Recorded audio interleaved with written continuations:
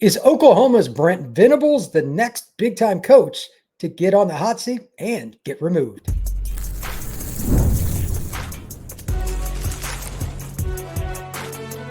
You are Locked On College Crossover, part of the Locked On Podcast Network.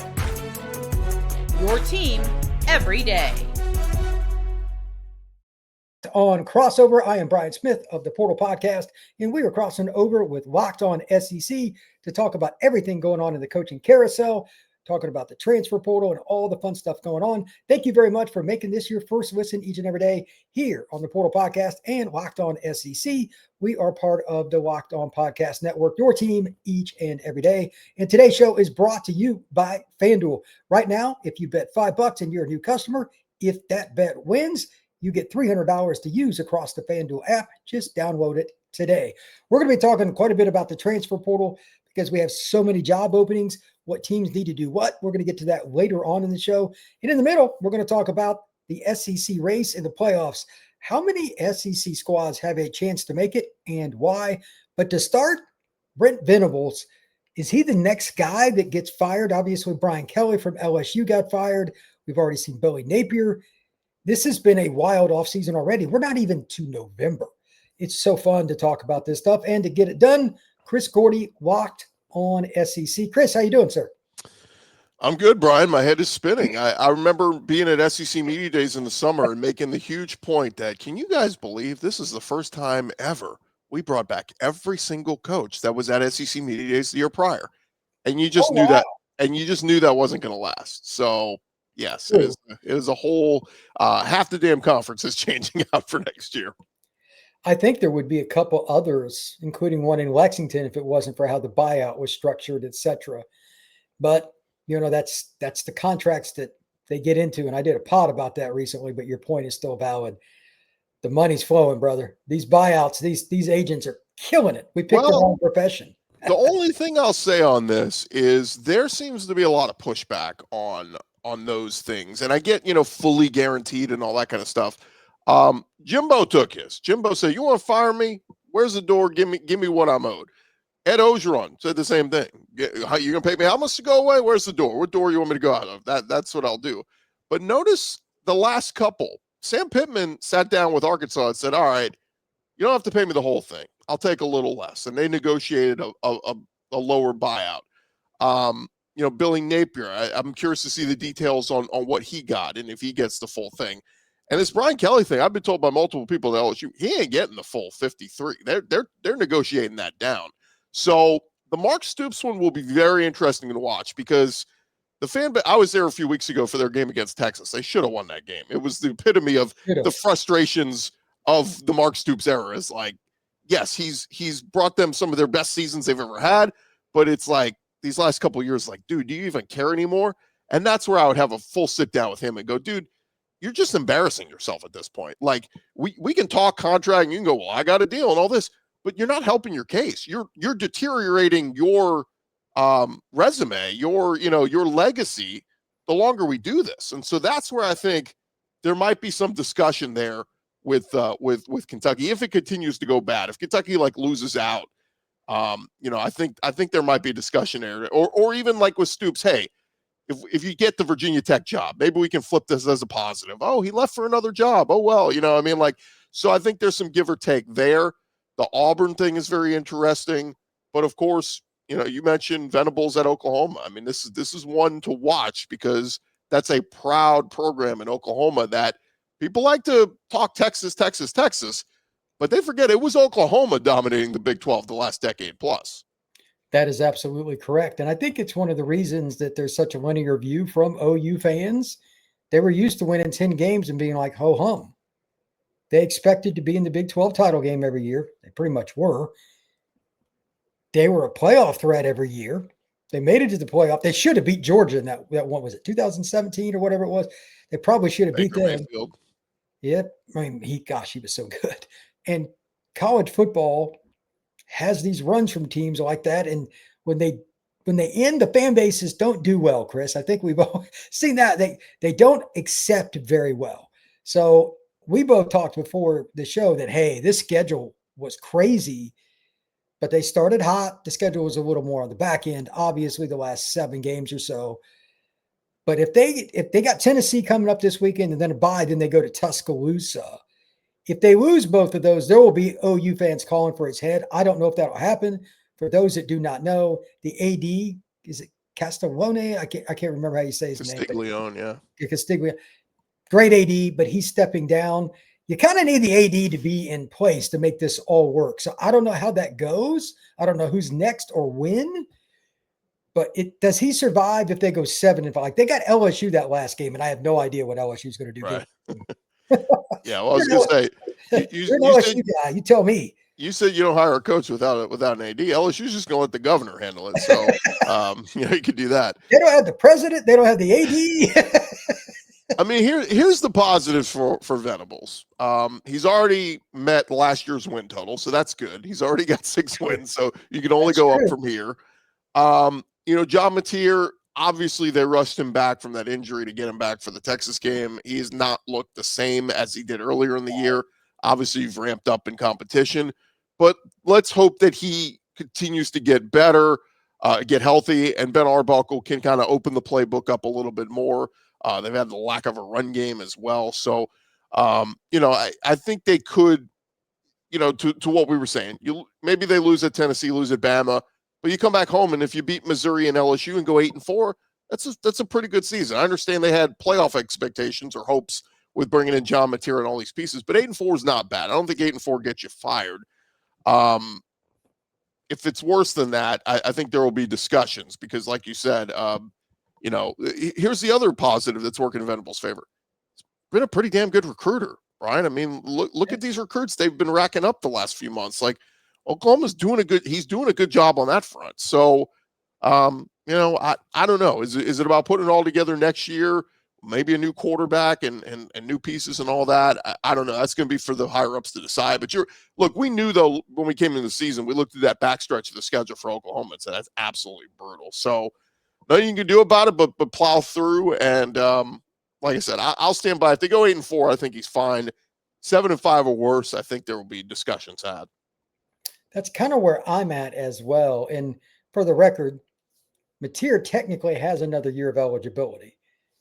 I'd like to see him healthy right now to go down this stretch, but God has decided otherwise. So good luck at Tennessee and good luck with the Crimson Tide because they both have legit coordinators and legit defensive fronts and all that. The only defense front that's probably better is the one he practices against. Like that one is not much fun. So he knows what it's like. But speaking of craziness, your LSU Tigers, Chris, if you want to take a stab at that and just throw it out now, go right ahead. I mean, because they're for lack of a word here, the center of the coaching universe right now. Are they going to impact anything? Because like OU may not want to do this like some other schools. Florida's in the mix. Penn State's in the mix. Michigan State could be making a move. I think that's pretty possible. There's a lot of jobs open already. Auburn. That's another reason OU may not. Yeah, we'll see if Auburn opens. It's like that thing where everybody's lining up to jump off the bridge. Do you really want to be that if you're Auburn? But then again, how do you sell your fans? Hey, one more year of Hugh. He's really going to turn around next year. I mean, that's the tough part. It's about selling to your fans. Hey, we need more money, and most of the fans are going, I ain't giving that fool any more money. So that's kind of where you are. But for LSU, it'll be interesting. I mean, yes, it is a premier program in that it's one of the few schools that, before the Brian Kelly hire, the previous 3 coaches all won national championships there. Nick Saban did it. Les Miles did it. Ed Ogeron did it. And all of them did it within their first 4 years. That's why the expectation was Brian Kelly was going to do it. And look, I'm a fool. People ask me, will Brian Kelly win a championship in his first 5 years at LSU? I said yes, because he was a damn good coach with a track record at Notre Dame that, he had gotten to a championship once with him. He got to a playoff with him. I thought he was going to get it done. And with the number 1 portal class and the talent they brought in, Garrett Nussmeier, a 5th-year returning senior, all the ingredients were there, except the coaching was lacking. And the game plan, offensive game plan. Joe Sloan, in hindsight, you look back and go, the whole reason they promoted Joe Sloan a couple years ago, Brian, from after Mike Denbrock left, was because he was the primary recruiter for Bryce Underwood. And the guarantee was he's going to get Bryce Underwood to campus. And it was going to happen until a rich billionaire from Michigan decides to write a check. So once that happened, I said, well, what the hell's Joe Sloan's value here? Now, to his credit, they had a top 10, top 15 offense last year with Garrett Nussmeier, and it looked really good, but it completely backfired this year. And Nussmeier battled injuries and all this, and I'm going, wait, you're playing him hurt, but you brought in Michael Van Buren from Mississippi State, paid him good money to come in here, and he's not good enough to play? Like, so it was just a confounding, mounting of what are we doing here? And just bad coaching decisions, and it melted down in a home second half collapse against A&M, a game that you led at halftime despite your poor play, and just absolutely imploded. And so now, look, I think despite all the stuff with the governor and not having a president, and is Scott Woodward going to be out as AD, despite all that, it's still a hell of a tractor job for one reason only. Louisiana grows some of the best talent in the country, and there is no other in-state school that you have to go toe-to-toe with to get that talent. And that's where I think that's the one thing Lane Kiffin is missing at Ole Miss. His recruiting classes have been good, not great. So he's supplemented in the portal. I think at an LSU where Jamar Chase and Justin Jefferson fell out of a tree in Ed Ogeron's backyard, like that's the kind of talent you have falling in your lap. I think Lane Kiffin would crush with that kind of talent, combined with his savviness with quarterbacks, where he seems to always have a great quarterback every single year. I think he would crush it in LSU. The question is, are they going to step up to the plate and pay the kind of money that it would take to get him? I don't know, but keeping that talent. Somebody said, well, this day and age of NIL and all this, that doesn't matter anymore. Louisiana. I said, go look at Brian Kelly. He just signed a top 10 class. 5 of his top 7 recruits were all in-state. Or he signed rather 5 of the top 7 kids from the state of Louisiana. So it matters. And those kids, as my buddy Matt Moscone always says, it's about the dirt. They grew up, they want to play the dirt in Baton Rouge. They want to play for LSU because it's the home school, and they don't want to go out of state. They want to stay in state. You're going to have the occasional kids leave that, Devontae Smith goes to Alabama and guys like that. But for the most part, it's pretty easy to put that fence up. And now with NIL, you just say, hey, we'll pay you to stay here. You already like it here. We'll just pay you to stay in state. That's what I think the appeal would be for Lane Kiffin. I agree. I think that he would do a very good job there. And we'll see if he leaves, stays, or whatever. With Kiffin, I would not wager in any one direction, knowing his personality. That's for sure. When we come back, we're going to talk about the SEC race and get into which teams from the SEC could possibly make the playoff. That is next on this crossover. Today's show is brought to you by FanDuel. The NBA is back, and there's no better place to get in on the action than FanDuel, the official sports betting partner of the NBA. Even if you missed the start of the game or want to ride the hot hand, FanDuel has live bets on everything from who will score next to fourth quarter comebacks. Plus, you can even combine your live bets into a same-game parlay for a shot at a bigger payout. It keeps every game exciting, especially when your team's making the late push. Right now, FanDuel is giving new customers $300 in bonus bets when your first $5 bet wins. So head to FanDuel.com and sign up and play your game with FanDuel, the official sports betting partner of the NBA. Thank you once again for making Locked On SEC and Locked On the Portal a part of your day each and every day right here on the Locked On Podcast Network. I'm Brian Smith with Chris Gordy, and it is time to talk about the SEC race in the playoffs because they go hand in hand. And then we'll get into the transfer portal because that also will play a role very, very soon, my friend. Right now, there's a lot of varying opinions on which team is the best in the Southeastern Conference. Some also, by the way, use the portal quite a bit to get to that point, including Lane Kiffin's Ole Miss Rebels. We'll talk about them. But, Chris, I'll give you the floor. If you could only take one team to make a run in the playoff from the SEC, which one would you pick and why? Well, I picked Georgia to win the SEC and as the best chance to win the playoffs. So I'm going to stick with Georgia just because, again, Kirby gets the benefit of the doubt for me. Gunnar Stockton's played, very well, and the defense is coming around. I've been a little surprised by how porous it's been at times, and yet other times they've stepped up and played really well. So I know they're young there. I know it's a work in progress. The hope is by season's end that the defense is playing very well.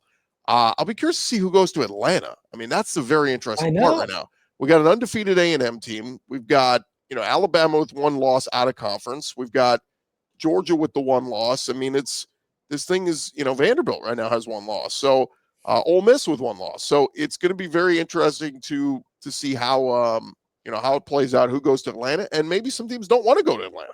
You may have an Ole Miss or Georgia that says, you know what, you guys go find it out. We're going to sit here, take our week off, sign our signing class, right? Because that's the same week as the SEC championship. And then prepare for a home game in the playoff. I think Georgia would say, sign me up for that. It's basically the route Texas took last year, although they lost in the SEC title game, but turned around and had a home playoff game. So this doesn't suck as a consolation prize. But, I think the SEC will get multiple teams in. But who's the best team? I would ride with Georgia. I think Alabama's got the best resume. And I say that knowing they lost to Florida State week 1 and how bad Florida State's been since then. But the 4-game stretch of 4 wins against ranked opponents, a couple of them on the road with no bye week in between, pretty darn incredible. And then even to get outplayed by South Carolina for much of that game last week and still pull it out. Kalen DeBoer's doing a heck of a job. The OC hire of Ryan Grubb's been outstanding, and I'm impressed with them. Why am I not putting A&M at the top? And they're undefeated. Don't get it twisted. That was an impressive win at LSU last week in Death Valley. Took over Death Valley in the second half. Their fan base is singing the Aggie war hymn. It was incredible. But I still think they have largely been untested. Prior to the LSU win, their only win against a ranked opponent was at Notre Dame, and they needed a wing and a prayer in the final minute to pull that one out. Give them credit, they won it. But outside of that, they've been playing a lot of the lower tier teams in the SEC, Auburn and Mississippi State, and Florida. And they're going to get Texas in Austin, the last week of the season. I just worry because we saw Elko and his team, were they 6-1 around this time last year, and then they collapsed. They lost 4 out of the last 5. That just worries me a little bit. I do think Marcel Reed's playing awesome. The receivers, Craver and Concepcion, have been incredible. Cassius Howell, his emergence as the best defensive line. I mean, he's the favorite for SEC Defensive Player of the Year, in my opinion, right now. But again, I give the benefit of the doubt to Georgia and Bama. Maybe it's a little biased because those are the 2 teams that always go to Atlanta, it feels like. But those are the teams I would lean with. But A&M's got plenty of time to still impress and prove why they are one of the top 3 teams in the country. With Bama, I'm just curious, and I sent you this note because I put it up on X. They've only had one game where a single back went over 100 yards. That is mind-blowing to me. Does that bother you at all or give you pause for the playoff? I think it's just Bama's built different. I mean, that would never happen when Saban was on duty. Who's their best player this year? It's Ty Simpson. Who's their second best player? Ryan Williams, Jeremy Bernard. I mean, those are their best players. Nothing against Jam Miller. O-line's been pretty good. I wouldn't say, great, but they've been pretty good at protecting Ty Simpson and all that. So, yeah, I think they're kind of a pass-first team. That you have to have the run. They're not going to be able to win games without some sort of run game. But, I mean, they won last week. They had no run game against South Carolina. So, you're right. I mean, that will come back to bite you, especially in the playoffs if you can't be balanced. But for me right now, I'm not too worried about it. I mean, they even have ways to get creative when the run lanes aren't there for Jam Miller. They'll run Jeremy Bernard on an end around or put him in a wildcat. I mean, they get creative with it. So I'm not freaking out. I mean, again, to do what they've done and win 7 in a row at this point with a bunch of ranked wins is pretty phenomenal. When we come back, we're going to talk about the transfer portal, who's going to be in, who's going to be out. That is next here on this crossover. Today's show is brought to you by Mazda, who crafts cars for those who do more than simply move. You can feel the Japanese craftsmanship in every detail, from the metallic accents to the available Napa leather upholstery, and you can also make everyday drives feel like anything but. From smooth handling to intuitive controls, like our players, we sweat every detail because when you make every move count, impossible becomes irrelevant. Mazda, move and be moved. All right, Chris.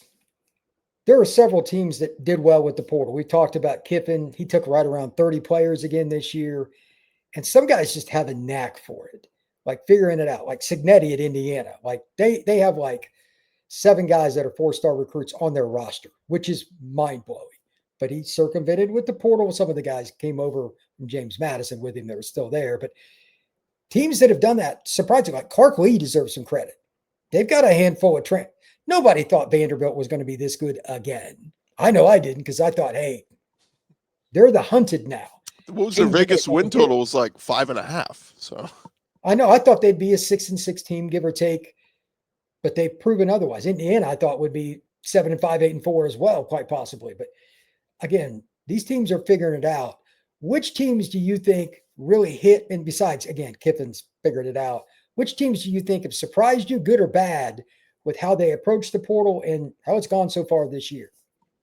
well, I'll start with LSU because they have the number one portal class, and Right, it's a good. I think it's been a mixed bag. I think they've hit on some. Number one is Mansour Delane from Virginia Tech. I mean, he's hands down the best corner in the country and will probably be that in the NFL draft coming up. So I think he's absolutely, raised his stock in going to LSU. I'm a little disappointed in Patrick Payton and Jack Pyburn. They were the talk of training camp at LSU and expected to be, these big time edge rushers. And I think as of right now, they each only have a sack or a sack and a half. It's like they were supposed to be big time playmakers. And, I blame Kevin Peoples a little bit with that. The DN coach at LSU, not getting the most out of that talent. So it's kind of been a mixed bag for them in the portal. I think A&M, absolute home run with Craver and Concepcion. Look at what Concepcion does, not just in the receiving game, but in the return game, as evidenced last week in the win over LSU. So I think they hit there. John Mateer was considered one of the top. John Mateer and Jaden Ott, we should mention as well, that came over from Cal, was supposed to be a stud. Jaden Ott is, and they've said he's been injured. He hasn't been at the right and all this, but total bust. And John Mateer played well early in the year, but again, whether he messed up his hand being rushed back or whatever, he's not been the same quarterback the last few weeks. And so that's pretty disappointing there. So, look, there's been some hits, there's been some misses. Kentucky, look at Zach Calzada. That was a total bust. But in turn, Cutter Boley's getting his chance to show what he can do. Cutter Boley's looking pretty damn good. And if Kentucky moves on from Stoops or whatever, Cutter Boley might be one of the top quarterbacks out there in the portal. As a redshirt freshman throwing 5 touchdowns last week against Tennessee, I think people are going, that might be a guy to keep an eye on. So, again, I could run down a list of a number of guys. Rasul Faison, the running back in South Carolina, I thought he was going to be a stud.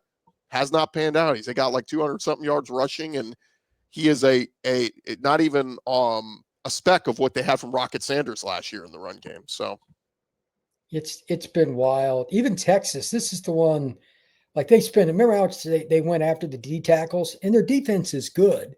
Yeah. But they lost their left tackle to the NFL draft a year early, kind of like a certain guy in Baton Rouge. There aren't many tackles in the portal, as we both know, Chris. LSU needed a couple. Texas needed one. If you miss on an O-line, or if you're just unfortunate and guys turn pro, Emory Jones left LSU too, by the way. They got the double hosing. That's almost impossible to overcome. And there's only one portal window for those of you that do not know this year. So these teams going into the offseason trying to revamp everything, Florida, LSU, etc. It is going to be the Wild West. Which school? I'm just going to ask this now. We'll probably have this 2 or 3 more times between Florida and LSU next year. And I have no idea. I'm not making any picks here. Who gets who, Kiffin included. Which school needs to come out of the gate hot using the portal more? Is it UF or LSU? Well, I think the bigger question is which one gets poached the most. That's also true. That's where I thought you were going, and that's really where you got to start. Is how does LSU keep these guys on the roster? I saw Caden Durham, the running back from LSU, posting to his Instagram story the last couple of days of congratulating his buddy at Auburn who was such and such player of the week, and this guy at another school is and I'm like, I wonder if Caden Durham. I know he got the LSU tattoo on his side, but I'm like, he might be eyeing the portal if, because again, you committed to Brian Kelly. He gets fired, I might go elsewhere. Same thing with the guys at Florida I committed to Billy Napier. He's gone. And DJ Lagway is the big one to watch there because I know he got paid a hefty deal, but I was told by a couple of people last year, watch down the road if it doesn't work out with Napier.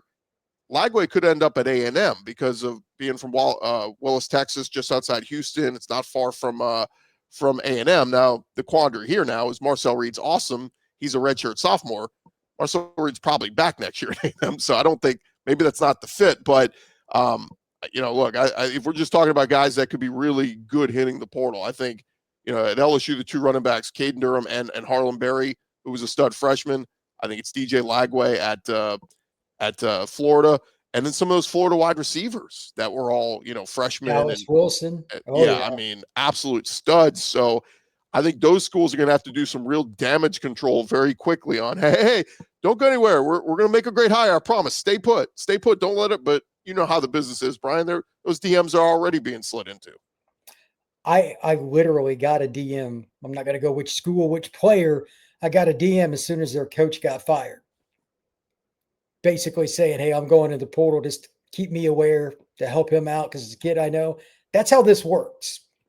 People like us in the recruiting industry, we're in this whether we want to be or not. It can get awkward. Yeah. It can get really, really awkward. That's why I always say, like, look, if you're a good player, and I'm not talking about the 5 stars that are the top 100 players in the country, but if you're a 3-star or 4-star and you grew up in the state of Alabama and you love Auburn and your family are Auburn fans and you're diehard Auburn, pick Auburn and go to Auburn. I'll go there if the money's right, but I'll only be there a year, but I might go elsewhere. Like, we need to get back to picking the schools because you love the school and it doesn't matter who the coach is. Look, you want to win a championship, great, but like, we need to get some loyalty back to like, I like the school because it's the school and not, hey, I'm on my 17th school and I'm going wherever the money is. I'm a free agent. I wish that the words that Mr. Gordy just said would interject into many ears across the United States of America and afar. Unfortunately, those will fall on deaf ears more often than not, Chris. I think that's the unfortunate, sanctimous, sad situation that it is. But anyway, one last thing before we get out of here. With the playoff and everything coming up, do you think there's some pressure on the SEC because they weren't in the final last year, et cetera? Winning, it's one. Everybody wants to win it every year.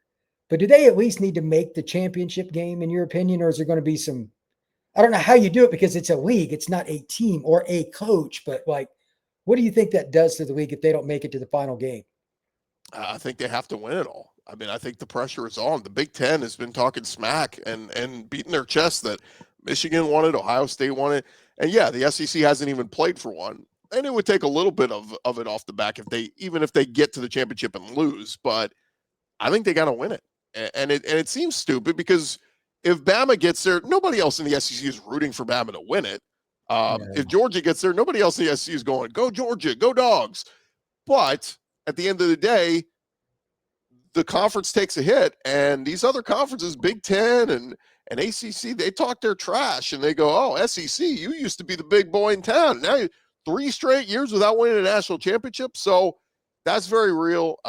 Again, that's why I think an SEC team has to win it this year. I do think they have some very good teams from A&M to Alabama to Georgia. Look, nothing will warm my heart more than to see Diego Pavia stand up on the stage and hold the trophy and Vanderbilt national champions. I mean, Clark Lee might get a lifetime contract right there on the spot if that happens. But yeah, I think there's a ton of pressure. SEC's got to win it this year. I think there's some truth in that. And I don't know how it'll work out, but I'll take Ohio State and to see how that plays out. That's my gut feeling. I'll go with Jeremiah. It's a solid edge bet. But that's why college football is the greatest sport on earth, Chris. Every year we say, this is what's going to happen.